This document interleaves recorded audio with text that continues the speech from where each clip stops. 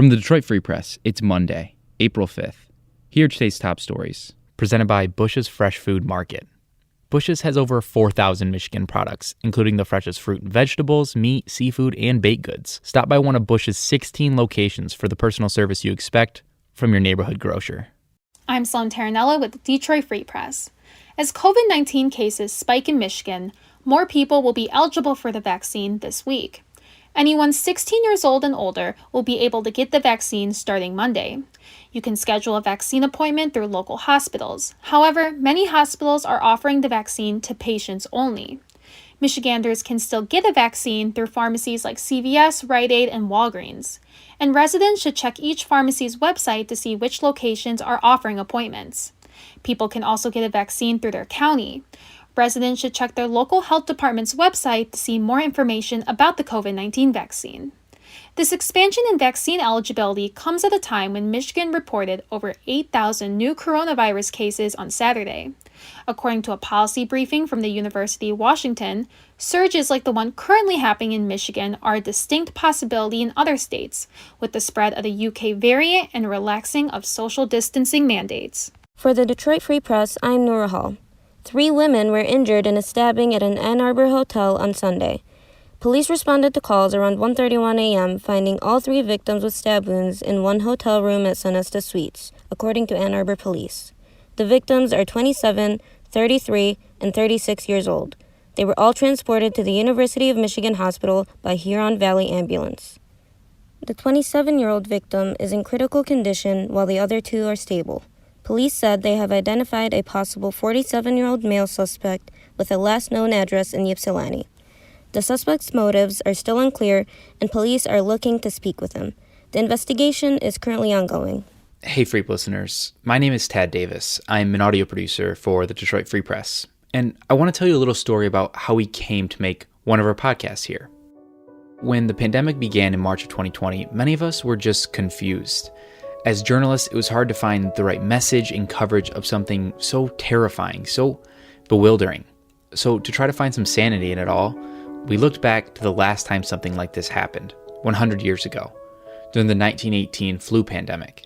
And what we found was, yes, there was general news about the crisis, but when it came to first-person accounts about what kind of impact the pandemic had on daily life, there was almost nothing, just headlines. And when we saw this gap in coverage from the 1918 pandemic, we didn't want history to repeat itself. So we decided to create We Lived It. The We Lived It podcast covers stories from across Michigan, from following high schoolers who returned to school during the pandemic. I can't really switch from hybrid to virtual per the district guideline and rules. So, I kind of have no choice but to go hybrid. To people finding new ways to be together and celebrate life. Marge, you gotta mute me because I don't have any buttons. Remind me to do that, and I can do that easily. Anybody else need to be muted? Yes, Yeah. This podcast has given us the chance to dive deeper into subjects and stories and helped us build a new format of covering the pandemic and future stories. The We Lived It podcast sets a historical and human version of what the pandemic was like for listeners now and in the future. You can find the podcast on Apple Podcasts, Spotify, or wherever else you get the podcasts. And while you're there, if you like the show, you can leave a rating. It really, really makes a difference. Okay, thanks for listening.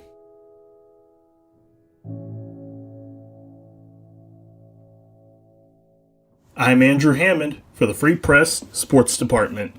The first series of the season did go the Tigers' way, but they could not get the sweep against Cleveland on Sunday. Cleveland notched their first win of 2021, winning 9-3. After jumping out to a 3-1 lead, the crowd in Detroit saw Cleveland push across 8 runs in the final 4 innings, including 4 runs in the top of the 7th inning.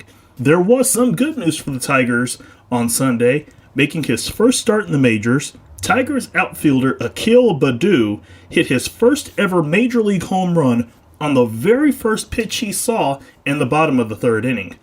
Detroit falls to 2-1 on the season. Starting today, they will host the Minnesota Twins for a 3-game set. First pitch at Comerica Park starts at 1:10 p.m. The Twins will trot out Matt Shoemaker, and the Tigers will roll out Jose Orena. For more stories from the Detroit Free Press, be sure to check out freep.com. That's FREEP.com. If you're a fan and want to support our quality local journalism, subscribe. Go to freep.com/special offer.